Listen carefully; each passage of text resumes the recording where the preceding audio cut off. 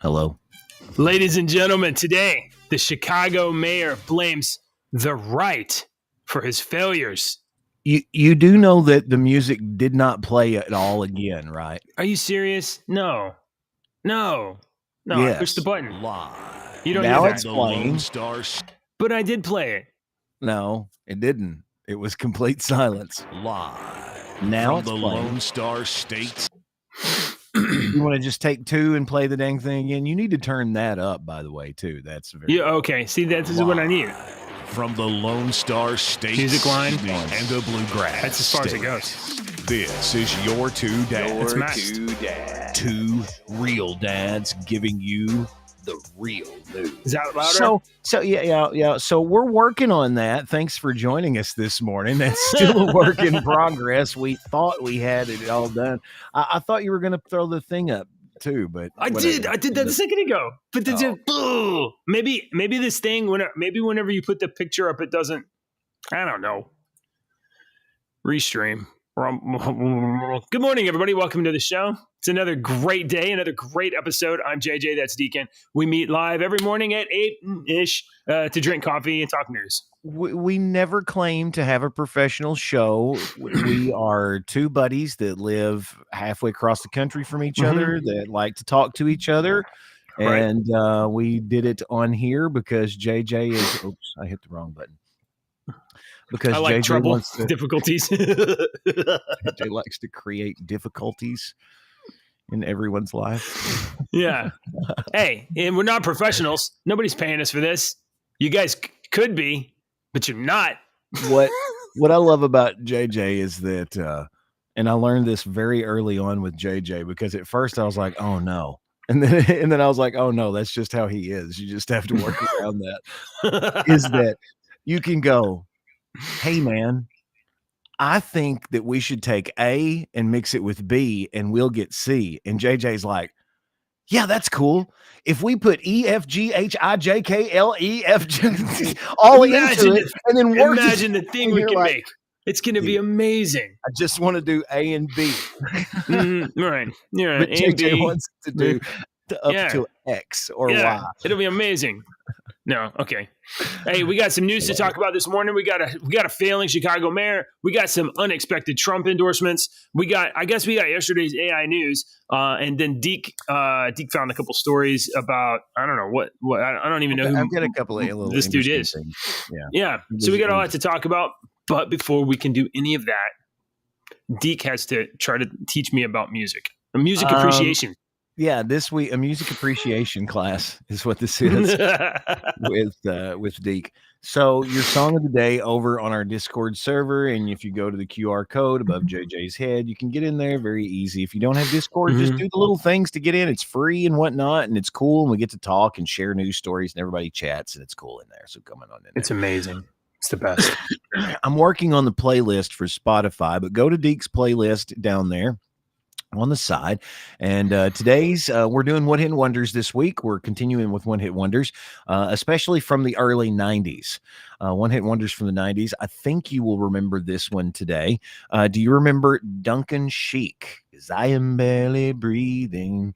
You remember that song? Yes, no, I don't. Oh, I don't. No, I don't. And really? Somehow some music is playing through my system. I have no idea. Distracted through your music playing through your system. There's crazy loud music playing somewhere. I have no idea. Tell me about. I can hear it. You can hear it? Yeah, and I can hear it through your earphones. Oh my god! I was like, "What in the world?" I don't know what that was. I'm surprised you don't remember this one. This guy was a true one hit wonder as well. Duncan Sheik. Yeah, I'm gonna look it up.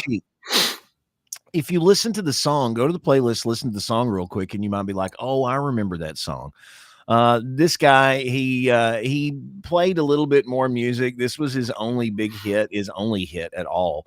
And Duncan is still in the music business. He just composes music for plays and musicals and has done Broadway stuff. And I mean, he's I guess he's pretty well. I mean, he's pretty well known. I remember his name because he was all over the radio back when I worked. Oh, I know You this song. now? I know this you song. remember this Yeah, song. yeah, yeah. And this was a true one-hit wonder. He was a one-hit wonder. You know, that one-hit wonder. They make one hit and they're gone. There's some people call one-hit wonders really not. They had a couple, 2 or 3 hits, but they call them one-hit wonders because they weren't there. But Duncan Sheik was a true one-hit wonder. I mean, that was a big song. Like that was on radio air all the time. So absolutely. You heard it everywhere. I've never had tremendous success, you know? So I'm just like, I feel like a normal person. I can't imagine what it would be like to have experienced tremendous, like nationwide, maybe even worldwide success, and then not be able to do it again. We talked about this one time. Me and Alex actually did not too long ago. We brought this up. Sorry, I've been sick. I've got my halls and I'm puffing on my little Oh, you got the weather, man. I brought up to Alex. I said, "Would you really want to be like as famous?" I think we brought this up on the radio when Justin Timberlake was at his height. You know, when Justin Timberlake was at his height in the middle 2000s, right? Yeah. I brought up on the air to my co-host, would you really want to trade places with Justin Timberlake? And he was like, "Oh, absolutely, absolutely. I would trade places with him. He's famous and he's a good-looking guy and he's got all these women and money and he can have everything and blah, blah, blah." And I'm like, can he have everything though, really? I mean, I can go to Walmart and go get cat food and check out and be back in my car and not one single person bother me. I might see a couple people. I'm like, "Hey, how are you?" Or somebody from church or something like that, you know? But imagine, he can't do anything without, at that time, without people surrounding him, keeping the girls constantly away, mobbed, constantly worried about who your friends are, if you can really trust. I got people that I actually could trust. I trust them with my children, with money. You know, I don't think these rich people like that have people that they can trust.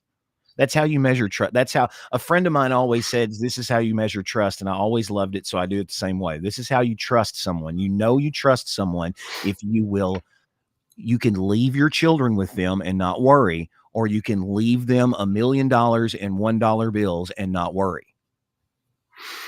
You can trust. I don't know. I don't know about money because like I don't have a lot of money, and if I had it and somebody stole it, I'd probably be like, "No, that sucks," but whatever. But my kids, I just went on vacation or just went on a trip a couple weeks ago, and we had to leave our kids with the neighbor overnight for one night until a mother-in-law got there. And I absolutely could not. I couldn't sleep. I couldn't stop worrying. I was like, "Look, I like our neighbor. I trust our neighbor. I can't relax." But do you really truly trust them? Now, if your wife says, "I'm going to take the girls and we're going to go and spend the night at the hotel and blah, blah, blah, and then come back tomorrow," are you going to worry one time? No. Because you trust your wife. Right. Yeah. Yeah. And I usually can trust babysitters for like an hour or two because they're in my house where I have cameras. Right. Okay.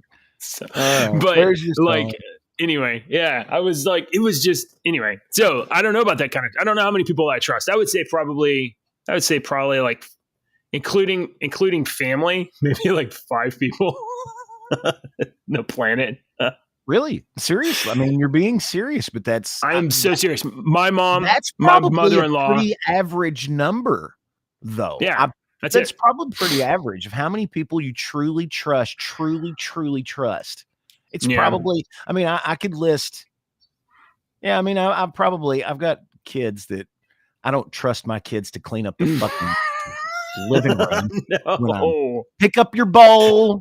Don't leave the cheese setting out or the cat will eat it. And I walk back in there and there's a big plastic hole in the freaking cheese. And I'm like, and this, This morning, my kid walked. I was sitting downstairs right in front of the fire in a chair, and I was messing with my phone. And my kids were milling about. And she walked over right in front of me, and there's like a box of toys. And she picked up a toy, and she's not like a baby. She's like 6. She picked up a toy, and she messed with it for a second. It's like, oh, this isn't what I want. And she just dropped it on the floor, and I was like, what you got it out of that box? Can you? What are you doing? So, I mean, I can understand not trusting kids to make good decisions necessarily. Yeah. Anyway. All right. Well, that's a pretty cool one-hit wonder. I mean, I do know that song, but I have to hear the couple bars of it or whatever. That's too bad I didn't make any more because it was good. I got you another one-hit wonder tomorrow. Guys that you won't even probably remember their name, but you will definitely remember the very opening of the song. You will definitely remember. This is what in radio we call a teaser to get you come back tomorrow. Yeah. So tomorrow you will definitely know the first notes of the song. I might even could play the first notes, the little drum part, and you would be like, I know that song because it was played all the time during the early 2000s. All right. So news, folks, Chicago. That's tomorrow. You know what? You don't want to miss the show.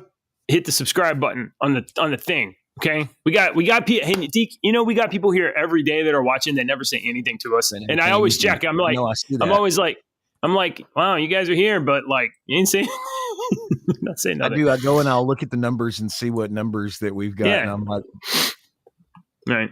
Yeah, and maybe you disagree with us, and that's fine. I'm not. I would love to have people reasonably disagree and be like, "No, this is a reason why we should do this," and I'd be like, "Okay, I'll talk about that. Let's consider it."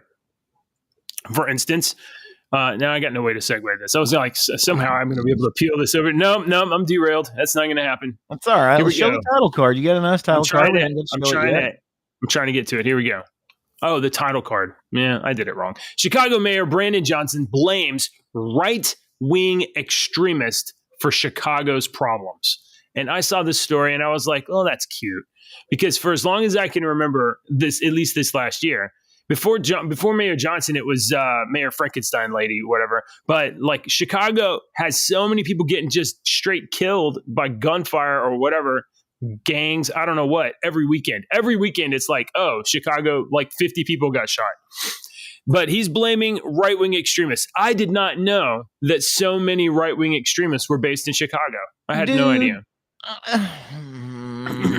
For as long as I can remember, Kentucky borders. Illinois is one of the 9 states that border Kentucky.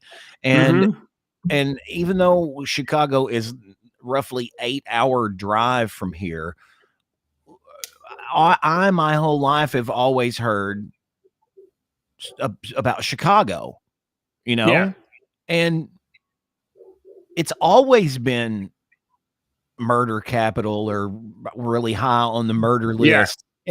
My entire life it has been for 46 years. It has been as long as I can remember, and every mayor, every politician from Chicago has been completely corrupt. They've gone to some of them have gone to prison. Yeah. And this is what I do personally know, though, that Illinois, with all of the money that it brings in, if you were to travel some of the roads and see some of these little towns in southern Illinois, the furthest away from Chicago that you can get, these people are barely getting by, man. These roads are like, where is all this money going? Because now they're starting to actually improve it a little bit because Illinois is a recreational use marijuana state now. I can cross over the river and go to the little store and buy some chocolates or some bud or flour or whatever I need. I come back over and get caught with it, and my ass is going to get a little ticket. But they have. I mean, I mean, they have for one problem in Chicago is gun violence. A lot of gun violence. People getting shot all the time, and Illinois has like some of the strictest gun control laws there are. But for some reason, the criminals don't seem to be abiding by the law. Yep, that's something else that Illinois, that a friend of mine went to Chicago not too long ago. She always has she's got a a piece that she carries on her all the time, and they were like, "You better not even." Don't even take it into Illinois. And she said, when I got back, she said, I felt weird not having it on me because I always had it on me, and she always felt protected because she had it on her. She knows how to use it. She's taken classes and is certified to, or she knows how to shoot, you know. Yeah. You don't have to have okay. So Mayor Johnson had a big old press conference about the far right on Tuesday. He said, what we've seen is a very raggedy form of right-wing extremism. Everyone knows that the right-wing extremism in this country has targeted democratically run cities, and quite frankly, they have been quite intentional about going after democratically ran cities that are led by people of color. So, Deke, we have right-wing racists that are targeting major blue cities with, I'm not sure, the imaginary attack that they're doing. We don't like black people. Is that what he's saying? That's well. Hold on, because he gets to that real good. Let's see. What was it is abysmal, and it is affront to everything that is good about this country for the extremism in this country to use people as political tools to settle political scores for something that happened over 400 years ago. They're still mad that a black man is free in this country. Mayor Johnson. This guy is just trying to stir the shit pot on stuff and trying to get the shit that has settled to the bottom of the fucking canister. He's trying to get it to float back to the top again. And we don't care. The longer it goes, the more these generations don't care. And JJ and I were raised by, our grandparents were from the Jim Crow era. Our parents were born in the end of the Jim Crow era, so they were raised by people that were from the Jim Crow era, and that mindset that whether you were racist or not, you had that societal Jim Crow era mindset of colored people drink over here, you drink over here. If they touch that, you can't touch that. That's how society was, and that's how you brought up your kids to be. But that was you see how far, and we were, those are our grandparents. And JJ and I's Generation X, we're like, yo, I don't care. I don't care what color. Nice to meet you. Now, give me a hug. What's up? Yeah, here, take a sip of my coffee if you want. I don't care. Why does this? And we've been two generations. This is bullshit. This is bullshit this dude is throwing because he's failing so hard. He wanted this job. He wanted to be mayor of Chicago, wanted all the prestige, probably wanted all the kickbacks or whatever. Yes. And he got the job, and he got the job in like a super racist way because like the way that Chicago is broken up, there's like all the black people voted for the black candidate, and all the like Hispanic people voted for the Hispanic candidate, or whatever. They just straight up voted by race. And then the white people voted for the black candidate because, you know, they're urban liberals. So he got the job in this super racist way. And then now that he's failing week after week after week, and crime is up, you know, people are in danger. And so he comes out and he's going to say, hey, it's not me. It's those racist people over there. And just try over what racist people who, I mean, like what extremists are doing what to Chicago, because it's Chicago people that are fucking up Chicago. So like, what is he talking about? So I thought that was kind of funny, especially like kind of this reference to like, oh, we're like, white people are bitter about the Civil War, or the right-wing people are bitter about the Civil War. Why'd you put that up? I just wanted to show off your artwork, dude. Oh yeah. I got Trump in the background too. So like, dude, I don't spend any time ever thinking about the Civil War. Like, I mean, maybe you do because you're a history buff or whatever, or because I think you certainly have stronger opinion. I don't ever think about that. And I certainly, other than like, yeah, that was bad. We got over it. And, emancipation, whatever. We got past that. I'm glad we got past that. The founders didn't really want slavery, and they put in place a framework that could eventually defeat it, and it eventually defeated it. And that was 200 fucking years ago. Like, who exactly is bitter about the Civil War?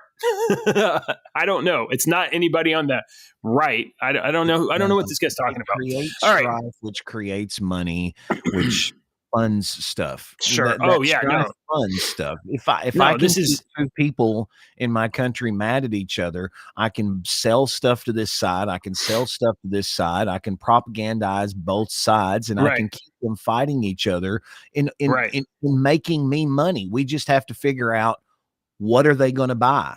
Ooh, Okay. t-shirts and posters, and Uh-huh. let's sell that shit to them. Yeah. Oh yeah. It's totally about, this is totally about generating like emotional response over something and then being just herded like cattle.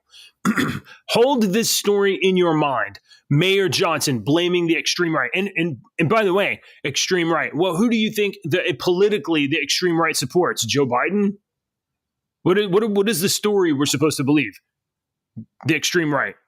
Trump, MAGA. Is that what it is? Check this out. Black Lives Matter leader Mark Fisher has endorsed Donald Trump. The Democratic Party is not for us. How can we live in a world where the Chicago mayor can blame right-wing extremism and Black Lives Matter, a leftist, Marxist, racial ideological organization, can support Donald Trump? How can those two realities exist? The very first thought on about the 30 thoughts that have went through my mind since I've read this title is that the very first thought that came through my mind was, this is a tactic to make Trump look bad. That was the very first thought. That was, I'm not saying that's what it is, but that was the very first thought that came through my mind was, is this a tactic to make Trump look bad? And then I don't know if I like this. Oh, well, I mean, like, who cares if somebody you don't agree with endorses somebody that you might agree with? Like, okay, you as I mean, like, my opinion is like, is Donald Trump able to appeal across ideologies? Is Donald Trump able to appeal across political spectrum to pick up groups of people that are willing to support him? And I mean, like, I don't know how much weight that the voice of Mark Fisher carries. Is this guy Mark Fisher? He's obviously, okay, I don't know anything about this guy. So yeah, here's how me, Deacon, would perceive him. Okay. This is how my brain works. This guy is the leader of Black Lives Matter. I know his name and I know he's the leader of Black Lives Matter. That tells me that this guy is probably very smart. Okay. Because I know about Black Lives Matter and I know what the organization has done and how much money it's brought in. So this guy is obviously very smart and very clever. So that makes me wonder if he hasn't seen that the majority of the Black population has turned tables and have been like, oh my God, we need Trump back. We didn't realize all the good stuff he did for the Black people because we were lied to our face for so long. I wonder if he sees this. And he's maybe like, oh my God, I need to jump ship and swim with the rats, not the rats, but you know what I mean. The opposition, the political opposition. I need to go with the opposition. I need to jump ship and kind of like the what's his name in Dogma, that he wouldn't choose a side until he saw who was winning. You know what I mean? Jason Lee's character in Dogma. Yeah. Well, okay, so let me put a little caveat in this. Black Lives Matter is a national organization of a bunch of different like chapters throughout the country. So there's Black Lives Matter, different places. I'm not sure which of those he is the leader of, but the story says Black Lives Matter Rhode Island, the leader, Mark Fisher, said Tuesday on Fox and Friends that he was endorsing Donald Trump for the presidential race. Quote, "This is my favorite story of the day." The Lawrence co-host Lawrence said, "This is my favorite story of the day because it identifies what I've seen in the barbershop. All the brothers, for some reason right now, are turning tides right now. I just wonder what is the big reason." Fisher said, I think personally, it's the duplicity of the Democrats, the hypocrisy. We are not stupid. The brothers are not stupid. We understand when someone is for us and when someone is not. It's obvious that the Democratic Party is not for us. Their policies actually strike at the heart of the black family and the nuclear family. A lot of people are misinformed. They don't understand because they don't educate themselves on Donald Trump as a person and his history. But if they do, and if they do that, and it's going to take, leaders, educating leaders to get the word out there, I think it will happen on its own. It will be organic because personally, I love the man. How could you, as a real man, how could you not relate to someone like that? So I do not see this as a duplicitous sideways attack from a Black Lives Matter organization against Donald Trump by endorsing him. I don't see that. I can understand that kind of reaction, but because that kind of stuff occurs to me too. I think this is genuine. I think this is a guy who's look, of the options currently available, the Democratic Party has failed us for 100 years, an entire century. And currently right now in Chicago, you have the Democratic Party lying to people in there, gaslighting everybody, saying it's right-wing extremists. When Donald Trump is out there and actually had the platinum plan or whatever, was actually investing in black communities, I think there was a law where he reduced a lot of sentences that disproportionately affected black people. He actually did he actually delivered for the black community in ways that the Democratic Party has never done and still is not doing. So kind of interesting. I thought that was an interesting dichotomy between Johnson just straight lying to us and Black Lives Matter supporting Trump. Thought it was interesting. Well, Black Lives Matter supporting Trump. There might be other people that are kind of hoping that Trump gets into power and maybe waiting to make some decisions to see about the election. Reuters is reporting that Putin has decided he won't make peace in Ukraine before the 2024 U.S. election. Vladidati will not make peace in Ukraine before he knows the results of the 24 U.S. election, a senior U.S. State Department official said yesterday, amid concerns that a potential victory for former Donald Trump could upend Western support for Kiev. You think Trump, who is seeking re-election as the leading candidate for the Republican presidential nomination, has been sharply critical of U.S. support for Kiev.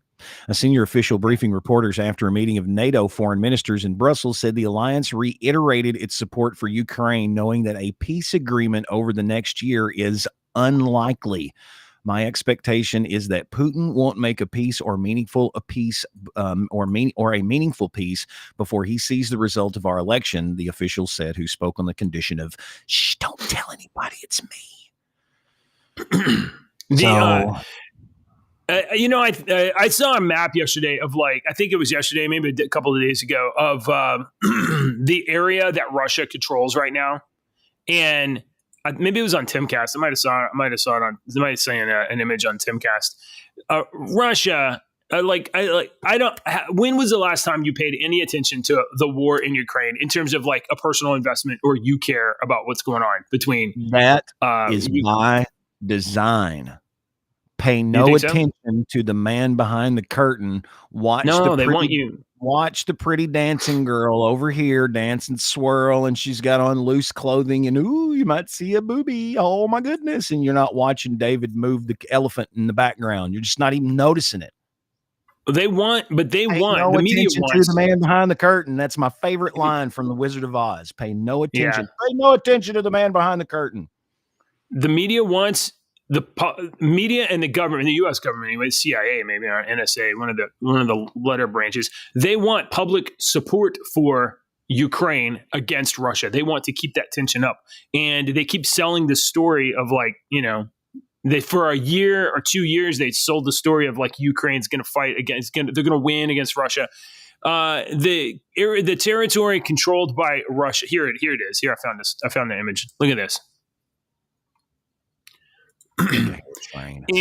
Before the invasion, this is the area that Russia controlled in Ukraine. This top left image over here, there's my mouse. They controlled Crimea And they had, this is the Donbass area over here that they have like basically like ethnic Russians that were in Ukraine, and basically it was little Ukraine.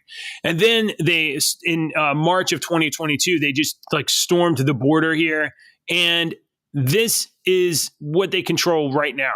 All of this red, they wanted to go from Russia, which is up here, down to Crimea, and that's exactly what they have. They have exactly what they want. There's no war in Ukraine where Ukraine's going to win unless the U.S. keeps propping it up. And even still, even with all the propping that we're doing, Russia's got what they want. So he's waiting for Donald Trump to see if he gets elected or not, because Joe Biden is part of the warmonger.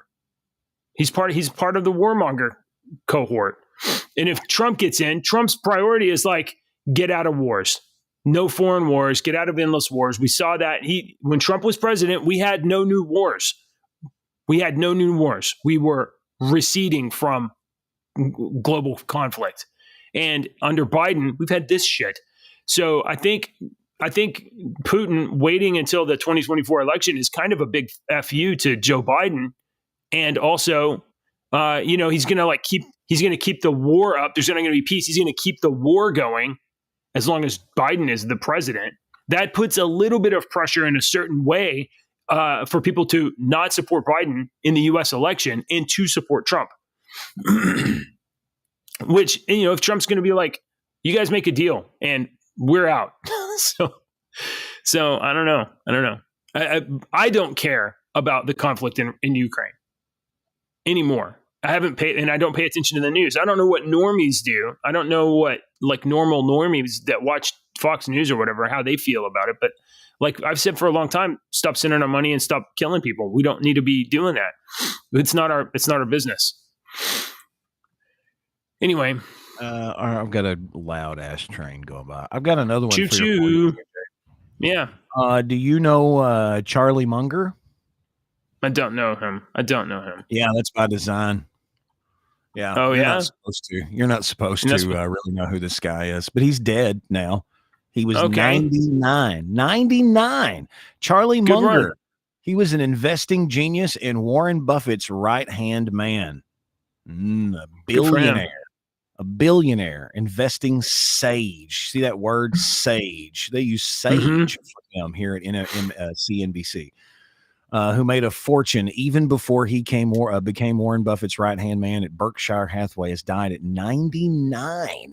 He would have turned 100 on New Year's Day. He was almost 100 years old. That's what drinking children's blood will get you, folks. Oh, my goodness. I'm sorry. I didn't. That's a complete joke, YouTube. I'm kidding, YouTube. That was a joke. Praise Moloch. But look at him. Don't he look like he worships Baphomet? People look funky. It does. His eyes do look kind of crossed. He definitely looks like he has either murdered a man or touched a little girl, one or the other. Oh my Lord! But I would just like to point out that this dead man right here, that was a billionaire. Look at there. MSNBC heard me. He don't get to take any of his money with him. No, and yeah, isn't that crazy? You work for that money all your life, and at the end, he's just as dead as you or I will be. And some people believe that when you die, you are judged for the actions that you did on this planet, the good and the bad that you did on this planet. And you may think that an action that you did was bad. In my instance, I did an action over a long time ago that at the time I thought was bad. And for many years, I thought that this was an incorrect action. But the reactions, the butterfly effect and the reactions that have came from that one action, that one bad action that I thought was a bad action, have all been nothing but positive.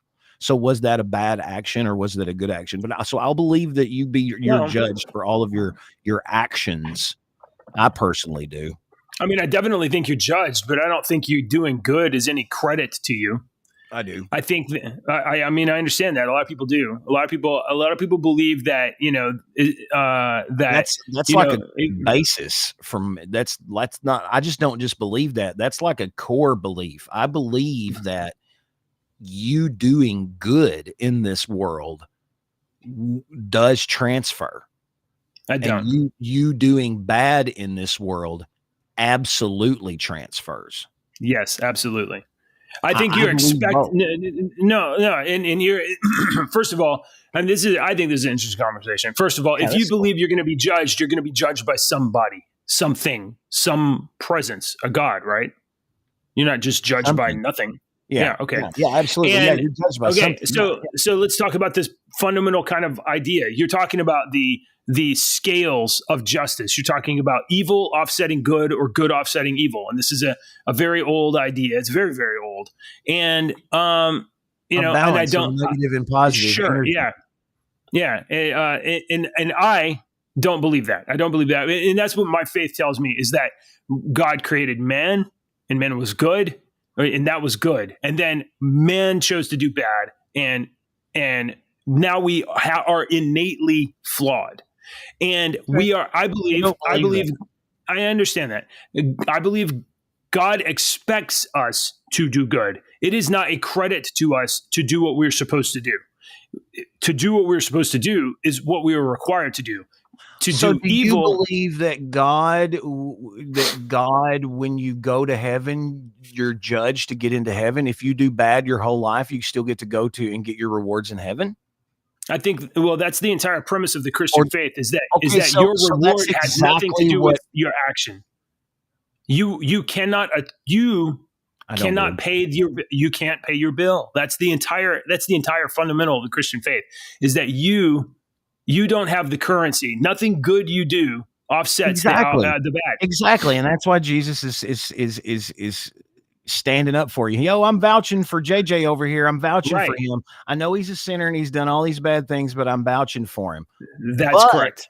So in your mind, the serial killer gets into heaven because Jesus vouches for him? I mean, that's between the serial killer and Jesus, not between me. We've had this conversation before. You believe like other people I absolutely I know believe, and I absolutely don't believe that. I get that. I mean, I understand. I understand that you feel like certain things are so vile they can't be forgiven. And no, I don't believe that either. But yeah, actually, I do believe that. Yes. Yeah. And so it states in the Bible that there's an unforgivable sin. There's one unforgivable sin. Apostasy. Mm-hmm. Yeah, but that's not apostasy. There is an unforgivable action that you can do. Right. If you deny, I will deny you in front of my Father if you deny me. Yeah. So there is positive and negative consequences to your. That's the thing. My soul does not believe that a person can be a son of a bitch their entire life and treat people and do evil things their entire life, and on their deathbed they decide I'm going to, and they have a true come to Jesus moment. Sure. I have a problem with them getting the same rewards as my mother, who did good things her entire life. I get that you feel that way, but there's also a story in the Bible exactly about that. Remember, there's a parable about workers going out early in the morning. They get hired $5 for the day. It's been said to me 1,000 times. Right. I've read it 1,000 times. Exactly. Yeah. I don't think that. We just don't agree on this particular kind of nuance, but I think it is fundamental to understand, for me anyway, that there's no amount of good that you can do that can offset, that can compensate for any evil you do. Like there's no amount.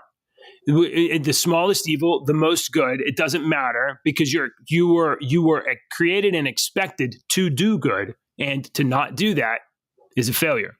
So for me, like I can't save myself, and it's only because someone else saved me that that I don't have to pay the bill. That's what I mean. But in the big picture, we don't know what is good and what is bad, is what I'm saying. That's true. Because what I said earlier. Yeah. What I thought was bad for many years, the ramifications have been extremely positive.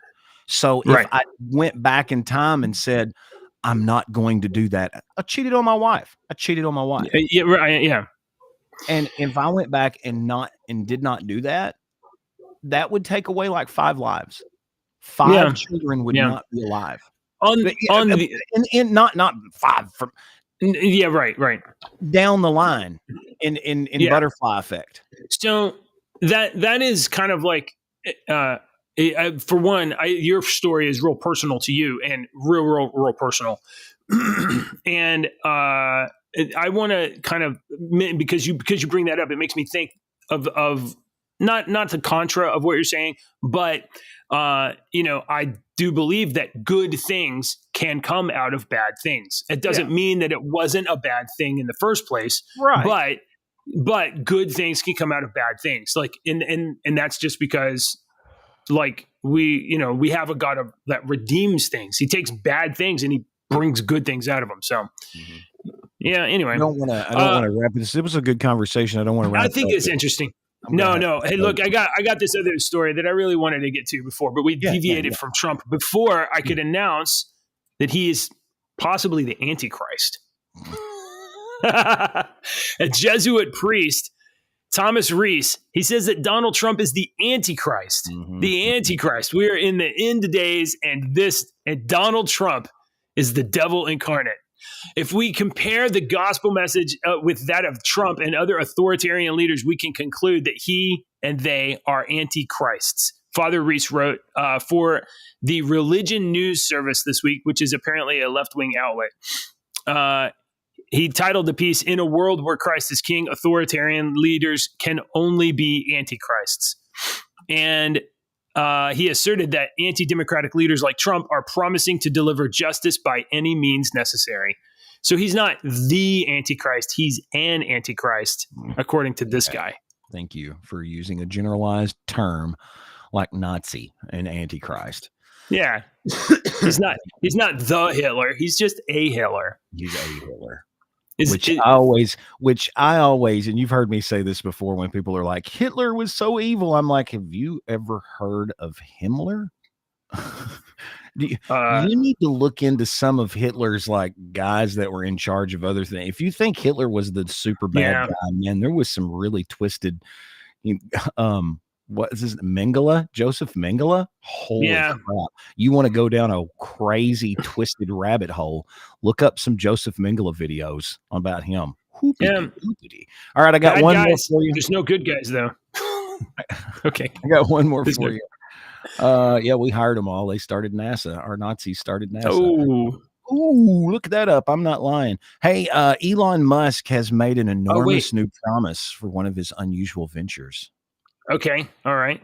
I just had one AI story, so I didn't know if it merited. No, we got two for yesterday. We'll do that. We'll do it in the after. Okay. All right. I got them.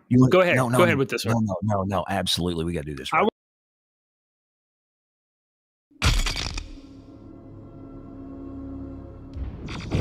Beep, bop, boop. This is AI News. Why do you love that so much? I love it. I wanted to put go on with this story. Behind it. I wanted to make it sound like JJ did not want that. He wanted beep, bop, boop. I'm glad that makes you laugh. Okay, so Neuralink is currently focusing on quadriplegic patients with the goal of giving them the ability to control computers and mobile devices with their thoughts. Musk has teased a few other applications the company is exploring. The company's mission is to create a generalized brain interface to restore autonomy to those with unmet medical needs today. All right. You see that first sentence? Okay. Generalized brain interface to restore autonomy, movement to those with unmet fix your arms and legs today. Right. And unlock human potential tomorrow. Not good. That's bad. That's good. Musk said the company is working on developing a vision chip designed to help people who have lost their eyesight. He said it would be ready in a few years. Musk wrote in a post Monday that some future highly advanced iteration of his Neuralink device will enable users to experience alternate realities. If there are advanced Neuralinks in the Oh my future, God. there will be many flashback experiences to the past, he said. You will be able to experience not just your past, but any real or fictional reality, like real VR. And I just read a story that I almost posted today where they're taking chips and they're using silk in order to bond it to to like your arm or your muscle tissue. They're using silk to do that. So really interesting. What do you think? They've had some problems at Neuralink, and they've had some people quit, and they've had some monkey people accused them of like doing bad things to monkeys. And of course, nobody, the Department of Agriculture, USDA, said that there was no evidence of animal welfare violations by the company. So, I mean, they that with what you will, you know, we have $1 billion we have an companies. entire generation right now that can't deal with actual reality. They can't even acknowledge actual reality, like men are not women. They just can't handle it. And you're going to give them fake reality on top of that, or just going to overlay it. And they're just going to be able to live in a perpetual fantasy that they are a walking carrot or something. No, this is not good. All right, get to your other stories. I'm going to have this. to bail out probably if my guests. Oh no. Yeah, I've got 2 minutes and then let's do these. Show up right now. Okay, let's do these real quick. Here we go. First of all, a legendary magazine allegedly caught using fake AI authors to generate actual fake news. Oh, Deke's going to have to go. Oh no. Sports Illustrated published articles that were created by AI posing as humans. Futurism reported on Monday. An author by the name of Drew Oritz appears to only exist on the author biography page of Sports Illustrated, according to Futurism. Outside the magazine, Oritz appeared to have no social media presence or publishing history, and his profile picture looked almost exactly identical to a headshot generated by an AI website. Oritz is what was this? Oh, there's Sports Illustrated. Oh, Sports Illustrated. So Sports Illustrated, according to Futurism, appears to be publishing totally fake news made by AI. But that's not all. And this is probably like more significant than Sports Illustrated. I saw a TikTok not too long ago that was Joe Rogan talking in the TikTok. And it was Joe Rogan. Yeah. It was very Joe Rogan reading this stuff.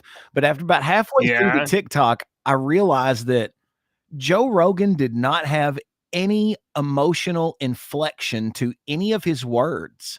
He did not use his words with certain inflections and whatnot like he does because he smokes a lot of weed. Yeah. And it was just a monotone, but it sounded just like Joe Rogan. And I was like, dude, AI Joe Rogan sounds just like Joe Rogan. There's so many of these. If you can't hear the inflections that some people put in their voice. You get on, I can't tell you how many times a day I'm on like YouTube or something, and an ad comes across, and it's like Joe Rogan trying to sell you medical like pills or roofing or Morgan Freeman. Yeah. There's so many. Like there's obviously fake. I don't know how these people are not suing these companies into oblivion, or why YouTube is allowing it to happen.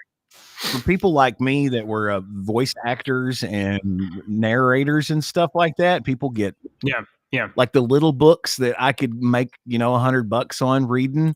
I can't do those anymore because they get AI to read it. Mm-hmm. I predict it's going to be a fad that's going to go away for a while because people are going to get tired of AI's voice and have real people reading it again. So.